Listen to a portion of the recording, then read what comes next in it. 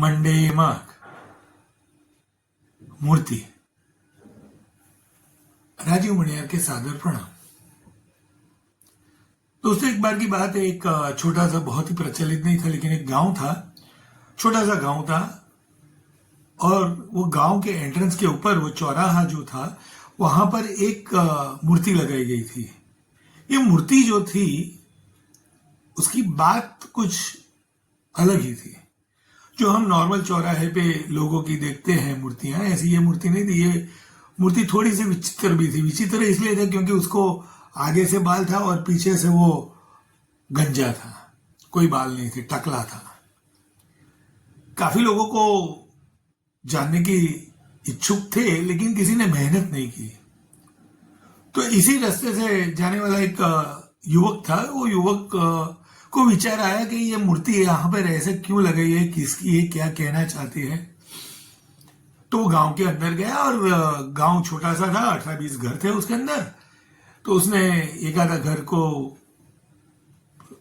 मिलने गया और उनको, घर वालों को पूछा कि भाई ये मूर्ति किस चीज की है। वहां पे जो थे लोग वो बोलते हम तो जानते नहीं, क्योंकि हम पैदा हुए उसके पहले से ये मूर्ति है, तो हम तो जानते नहीं है कि ये मूर्ति क्या है, किसकी है। पर हाँ, ये गांव में एक बड़े बुजुर्ग रहते हैं कि उम्र भी काफी हो गई है। वो हम किसी से कभी कुछ बात वगैरह करते नहीं। शायद आपको एक नया राहदार देख के या अनजान आदमी देख के शायद आपसे बात कर ले, ऐसी कुछ शक्यताएं हैं। तो उनका घर आगे बहुत ही थोड़े से अंदर है, लेकिन आप अंदर चले जाइए और पूछ लीजिए, चाहे आपको, शायद आपको ये पता चल जाए कि ये मूर्ति किस चीज के लिए, क्यों बनाई है।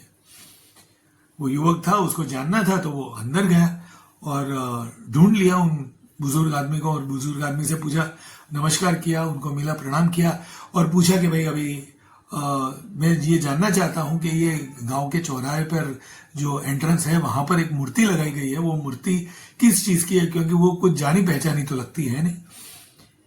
वो बड़े बुजुर्ग थे, वो थोड़े से मुस्कुराए, बोले कि ये जो मूर्ति है ना, वो मूर्ति वक्त की मूर्ति है। वक्त की मूर्ति? वक्त की मूर्ति क्या होती है? उन्होंने क्या देखा कि आपने देखा है कि आगे बाल है लेकिन पीछे गंजा है। तो बोले वक्त किसी से एक तो ठहरता नहीं है, वो वक्त बाल के जैसे गंजा भी हो जाता है, बाल भी चले जाते हैं। वैसे ही जैसे आप देखो, जैसे ही आपको कोई तक मिलती है, कोई अपॉर्चुनिटी दिखती है, तो आपको उसको अपने बाल से पकड़ लेना चाहिए, अपने हाथों से वो बाल को पकड़ लेना चाहिए। लेकिन अगर वो एक बार हाथ से चली जाती है तो वो पीछे गंजा, यानी फिर आप उसको पकड़ नहीं पाते। तो कहने का दोस्तों यही यहाँ पर आशय है कि वर्ष 2024 में शायद आपको बहुत सारी तकें मिली होगी और कुछ लोगों ने उसको पाया भी होगा, उसके से फायदा भी मिला होगा। लेकिन कुछ लोग ऐसे होंगे जिनके हाथ से वो तक निकल भी गई है। तो चिंता ना कीजिए, 2025 आ रहा है 2 दिनों के बाद। तो 2025 के अंदर आपके और आपके परिवार को, सभी को वो तक ले सके, पकड़ सके, आप पहचान सके। तो यही कीजिए 2025 के एंड में क्यों मार्क।